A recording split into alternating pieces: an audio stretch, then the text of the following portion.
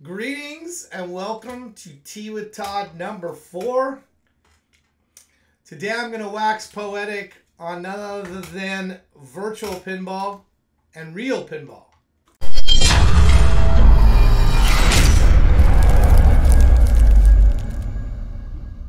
And one of the very first arcade-related experiences I had out here where I live in Washington State, we have ocean as on honor. We have the Pacific Ocean right near us. And so we got to go out to the ocean somewhat often. And one of my very first memories of any kind of arcade games, and I'm going way back, is playing pinball out on the beach. There was a carnival, like an arcade. And they used to have, back then, they used to have these carousels. But I remember there being, and it would have been an old EM style, I can't tell you what it was. But my memory of it at the time was that, oh my goodness, that was a lot of fun. There was this big ball, and it seemed immense to me. This gigantic steel ball. I got to bat it around with these flippers. It was such a wonderful experience, and it's my earliest experience that I can remember. I don't remember playing I don't remember playing anything else before that. Then of course my family got an old, and it was very old, it was pre-Atari, and it was black and white, and it only had 3 games, and maybe I'll cut to some possibilities of what it was. Can't even tell you what it was. But it was an Old West, had a gun game, it had a breakout Pong type game, and I don't remember what the third game was. But it was in black and white on a black and white TV, and that, I mean, we're talking early 70s here, when I was very, very small. And then, of course, we would go on and we would get other systems. We would get the Atari 2600. And anyway, but my memory of the very first time I did any sort of gaming whatsoever was an old EM style pinball, real pinball machine. So I always had a love for it, and I always wanted to play that. Whenever I saw a pinball machine, I just thought these were amazing. I thought, oh man, they look, they look and play. The feeling you get batting the ball around. There was just nothing really that compared to that. And even video games as they came in, they're just 2 different animals. So fast forward a little bit in time, then there was arcade games that came out where they had virtual pinball, where you'd be playing, and I always liked playing the virtual pinball. Atari had one in the arcades at one point, and I liked it, but it really wasn't the same thing as playing the real thing. And it's never been, even fast forward to today, it's never been the same thing. They're just two different things. And does it make one, does it, I mean, there's a lot of comparisons that will go on. Behind me is the Iron Maiden VPW, VPin Workshop version of the Stern Iron Maiden table, the Spike 2 Iron Maiden Legacy of the Beast table. This is an amazing recreation. If I were to say, how close is it to playing the real Iron Maiden table, it's 80 to 90%. It's about as close as they probably could come. If you have a nice 4K screen with a decent refresh, I'm talking 120 hertz or better, and a beefy machine. You see I'm rocking the Alienware back there. It's a freaking amazing virtual pinball experience. And you know what happens when I play this? This might be laughing. And I think that Stern and any other companies that are out there, Spooky is one of them, any companies that are making real pinball today, they really don't have anything to worry about with these virtual pinballs. That's not a statement on virtual pinball. In fact, I think these things help people want to go play real pinball. At least that's what it's done for this gamer, me. It's made me want to go out and play more real pinball. And I have. A lot more than I was. So in the time when, in the 2000s, there was some dark time for pinball where you just weren't seeing it anywhere. It's sort of well known for operators. I spoke to one recently, this last couple weeks here, and he owns over 150 machines. He's got a route. He's been doing it for 20 years. And I asked him if he had any real pinball machines at home, of course. And he said no. I can play as much as I want on my route, and I'm repairing these things every day. That's what I'm out here doing.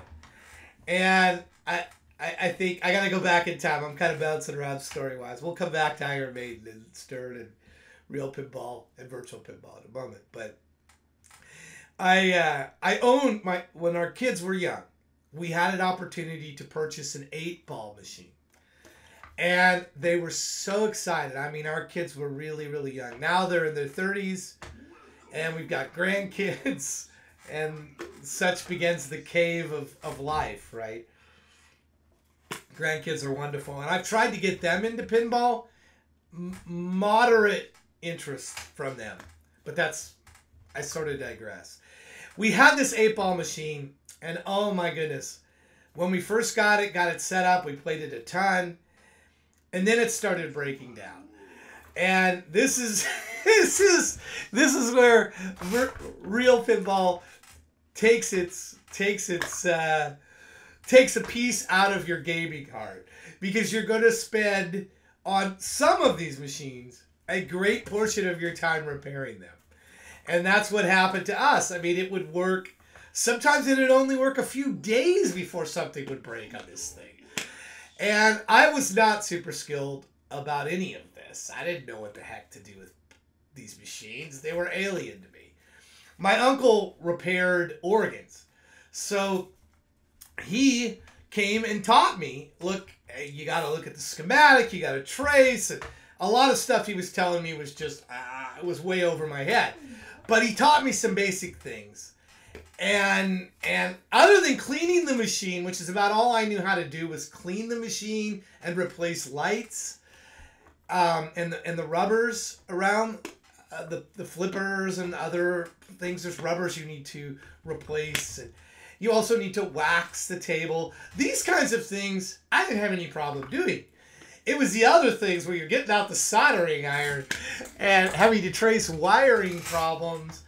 And it's things like that and mechanical issues, which these older machines, the targets going up and down, there's stuff involved with this. So I got to where I just hated repairing and having anything to do with the repair. Whenever my uncle was coming to town, whether for a convention or for anything really, I felt like I needed to get him to come over and fix my machine. Our machine, come and fix it, please. And come and help me fix it. I was always under the guise of helping me, when it was really more like he was fixing it. And I was watching him kind of, mouth agape going, ah. So anyway, it soured my experience to the point where we got it running and we stopped playing it, because the feeling of playing something and then breaking it was not one, and then having to, okay, what's wrong with it? That whole cycle of emotions that I would go through soured me to owning a pinball machine. And playing to some degree even. Which is sad. Because when you play it somewhere else, you have the joy of playing it. You don't have the joy, or the not so much joy, of when it breaks. Of, oh, okay, why did it break? I have never, ever, in all my gaming years, enjoyed that side of gaming, where you must upkeep and maintain your machines. I don't mind the cleaning of them. I don't mind the janitorial side of gaming. That I have no problem with. I totally don't mind. I clean my screens regularly. I don't mind the cleaning aspect. I don't mind even replacing sticks and buttons when they go out in arcade caps. None of those things I really mind. But what I'm talking about with real pinball, and I don't call it. It's just pinball, but I'm adding the word real to it because to differentiate from virtual pinball, which is what's behind me. And see with the flipper buttons here that I have on the side of my control panel. And anyway, fast forward. So I sold my machine. I had an opportunity to sell it, and we actually sold it at a profit. I believe we bought it for like $400, the 8-ball machine, and I sold it for, I want to say, around $1,200, somewhere in that ballpark. It was more than $1,000. And so we definitely made a profit on the purchase. And it looked better, believe it or not, than when I got it, because the guy that I bought it from didn't wax the play field. The paint was starting to go. There was issues. I don't think he'd ever changed the balls in the machine.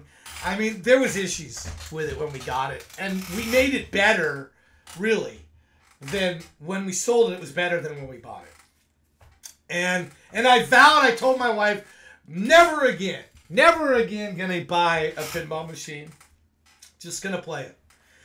And then, as time went on, kids got older. They went out. They left the home.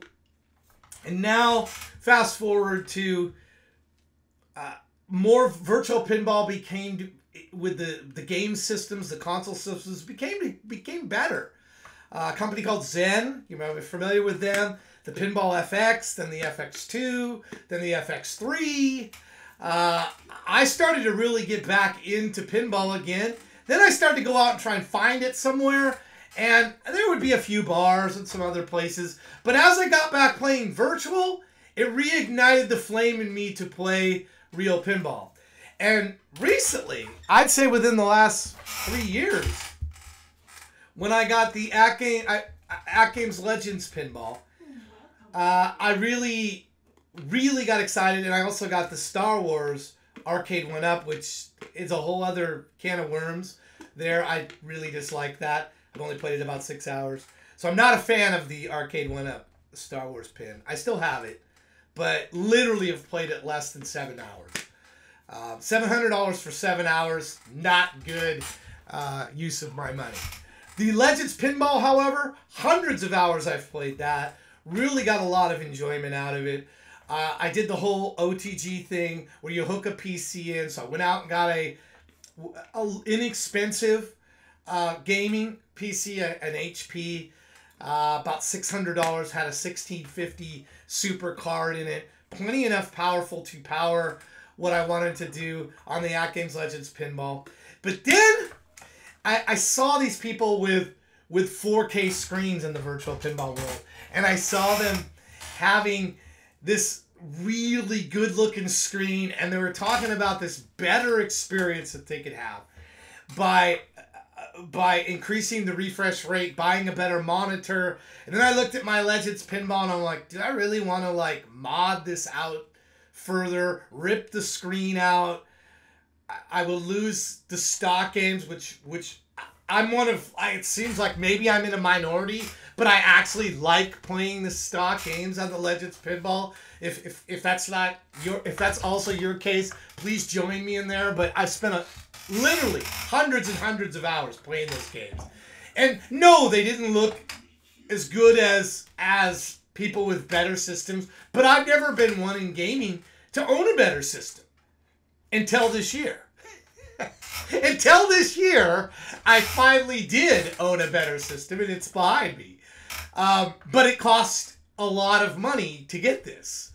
And it's a weird story, and I don't have time on this Tea with Todd to tell you. Maybe in a future one. I went to buy a chair to be brief about this, and ended up seeing this beautiful Sony OLED 55-inch. It's the ARX90. I think that's what it is. 4K, 120 hertz, and I had to have it. I'm like, oh my goodness, that would make an amazing 4K pinball playfield, virtual pinball playfield, and also for other games, Cyberpunk, other games that require very high-end gaming. I've never owned I've never been what you would call an elite gamer as far as system goes. I've never been a part of that world. It's an alien world to me until 6 months, really. Not even 6 months ago. So once I then put that on there, and I put the virtual pinball in there, it's like my whole world opened up to riffing with you to explain that even though I went out, spent a lot of money, and what I paid for the system behind me cost as much as a brand new Stern Premium pinball, new in box. But what I've learned, and you don't need to spend that much to get a really good 4K experience. So don't use me as an example. I'm not advocating, I'm not recommending people go out and do what I did. However, it opened my eyes to the world that is out there for virtual pinball that I had never really experienced in that level of detail and quality. To the point to where I'm Twitch streaming in this setup, and I have it over the if you come to my Twitch stream, you can see it on Wednesdays. I do pinball. Hump Day Wednesday pinball, I call it. And I play this thing. And if you're ever on Twitch, find me on Twitch. Stop on by. I've got people stopping by. They're seeing this. And the quality of the camera I'm shooting on the table right now is crap. So you can't measure this camera footage of me in the cave with this. You've got to see it with the 4K camera that I have shooting this over the shoulder. Because I have people that come in and watch and then say into the comments, hey, wait a minute, that's not a real table? They think it's real. And what's fascinating to me is that's what I think when I'm sitting here playing it. And all I want... Now, this is what... If Stern is like, oh my goodness, it's taking away people buying. I want to buy this table from Stern, the real pinball of Stern. That's what it's doing for me. It's returned energy from somebody who vowed never, and I tried to never use the word never, but I vowed never to have pinball, a real pinball in my home again, and it's got me out shopping. I haven't bought one yet, and I don't think I'm going to get one this year because I spent too much money on all of this, but I feel like soon, within the next few years, I'm going to buy a new in-box pinball. Probably a Stern, maybe this one. Iron Maiden Legacy of the Beast. So has this virtual experience, this recreation, infringed on them? Perhaps it has. But it has made me, as a real pinball lover and virtual pinball, I love them both. I enjoy playing them both. It's made me want to play real pinball more. Went out, I played in some real tournaments. There's tournaments around you. It's excited me again, and it reminded me of being so young, out at the beach, playing that real machine. Every time I play this, I think about playing real pinball. At least once through my head goes, yeah, I got to play some real pinball. And I don't, in my head, say real pinball. I'm saying it now on the stream. Like, real? Why does this guy keep saying real pinball? Pinball! I got to go play pinball. It's really gotten me back into the hobby. Reignited my love for it. So I want to thank all the authors, the virtual pinball authors and future pinball. There's some amazing stuff that a guy named Terry Red is doing in future pinball. I want to thank all those people that work tirelessly, as they do not charge to make this stuff. They give it away to the community, and you can go download it, put it on your, whatever your machine is, whether it's an At Games Legends pinball, which is a perfectly fine way to play pinball. Again, I played that hundreds and hundreds of hours, and I'm one of the few, I feel, that really loves the stock tables. I do, not for the graphic capability of them. And now that I've experienced something better, I'm in this weird, awkward place where trying to go from playing this to playing that is difficult, if not impossible, because this screen is more fluid. It's got more frames a second. So now my timing playing pinball is different playing this than it is on the Legends pinball. So now I'm in this weird place, but that's a whole other story.